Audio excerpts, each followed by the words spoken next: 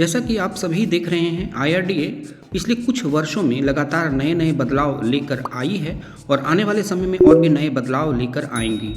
फाइनटेक guide ने जिस तरह की भविष्यवाणियां की थीं, ऑनलाइन प्लेटफॉर्म से लेकर एजेंट्स के कमीशन तक के लिए और एजेंट्स के भविष्य को लेकर कि एजेंट्स का भविष्य बहुत ही ब्राइट है, फ्यूचर बहुत ही ब्राइट है, इसके ऊपर जो बातें कही थी फाइनटेक गाइड ने, वो सारी बातें सच होती हुई साबित हो रही हैं। जब 2 अगस्त 2022 को आईआरडीए ने एक नोटिफिकेशन जारी किया जिसमें यह बात कही गई थी कि एजेंट्स के कमीशन को कैप की जाएगी, यानी एजेंट्स के कमीशन को एक लिमिट के अंदर बांध दी जाएगी, उससे अधिक कमीशन एजेंट्स को नहीं दी जाएगी। तो निश्चित रूप से एजेंट्स को लगा कि उनका भविष्य खतरे में है, लेकिन उस समय भी फाइनटेक गाइड ने कहा एजेंट्स का भविष्य कभी ख़त्म नहीं हो सकता।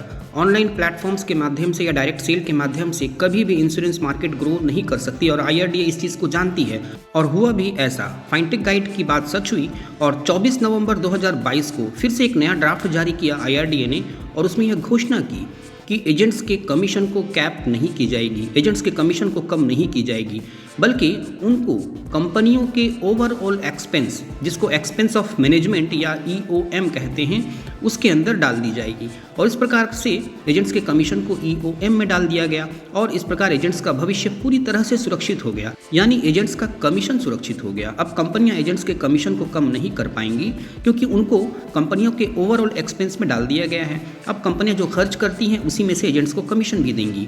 तो अब विभिन्न कंपनियों के बीच आपस में कंपटीशन होगा कि हम किस प्रकार से एजेंट्स को अपने अंदर बना के रखें जिससे कि एजेंट्स अधिक से अधिक पॉलिसी सेल कर पाएँ। और अब जनवरी 2024 में आईआरडीए ने एक और गाइडलाइन जारी किया है, एक और गाइडलाइन इशू किया है, न्यू गाइडलाइन, जो कि कमीशन पेमेंट के बारे में है और 1 अप्रैल 2024 से ये लागू भी हो जाएगा। आइए देखते हैं कि इसमें क्या कहा गया है। इसमें भी पॉलिसी होल्डर्स सबसे ऊपर पॉलिसी होल्डर्स हैं, उसके बाद ही एजेंट्स आते हैं, क्योंकि यदि पॉलिसी होल्डर्स नहीं रहेंगे तो इंश्योरेंस पॉलिसीज कौन खरीदेगा। तो सबसे पहले उनके बेनिफिट्स की बात होती है, क्योंकि कस्टमर्स हैं तभी ये कंपनियां हैं और तभी एलआईसी एडवाइजर्स हैं। तो आईआरडी ने जो ये गाइडलाइन जारी किया है इसमें कस्टमर्स का भी ध्यान रखा है और साथ ही एजेंट्स का भी ध्यान रखा है। अब आईआरडी जो भी नई गाइडलाइंस बनाती है उसमें एजेंट्स का ज़रूर वो ध्यान रखती हैं और इस गाइडलाइन के अनुसार अब जितनी भी कंपनियां हैं उनके लिए ये अनिवार्य कर दिया गया है कि वो एक रिटन पॉलिसी बनाएं। जब भी कोई पॉलिसी वो बनाएंगे, कोई लॉन्च करेंगे, तो उसके लिए एक अप्रूवल लेना होगा, एक रिटन पॉलिसी बनानी होगी पेमेंट ऑफ कमीशन के बारे में। अब ये जब रिटन पॉलिसी बन जाएगी और ये बोर्ड को दी जाएगी तो निश्चित रूप से इसमें ये क्लियर रहेगा कि वो एजेंट्स को कमीशन कितना देगा, उस हिसाब से उसमें किस तरह की कोई कमी बेशी नहीं होगी और ये बिल्कुल क्लियर रहेगा कि एजेंट्स को कितना कमीशन दिया जा रहा है और कस्टमर्स को इससे कितना लाभ या कितना नुकसान हो रहा है। अब चूंकि कमीशन को एक्सपेंस ऑफ मैनेजमेंट में डाल दिया गया है तो यहाँ पे ये क्लियरेंस कम हो गई है कि वो कितना कमीशन किस पॉलिसीज में एजेंट्स को वो दे रहे हैं या इंटरमीडियरीज को दे रहे हैं। तो जब एक रिटर्न डॉक्यूमेंट होगी तो वहाँ पे वो क्लियरेंस रहेगा, ये बातें क्लियर रहेगी कि वो कितना कमीशन पे कर रहे हैं किस पॉलिसी में। इसी कारण ये नियम लाया गया है जिससे कि एक्सपेंस ऑफ मैनेजमेंट के अंदर कितना कमीशन वो किस पॉलिसी में वो प्रदान कर रहे हैं। तो क्लैरिटी के लिए ये निश्चित रूप से एक अच्छा कदम है।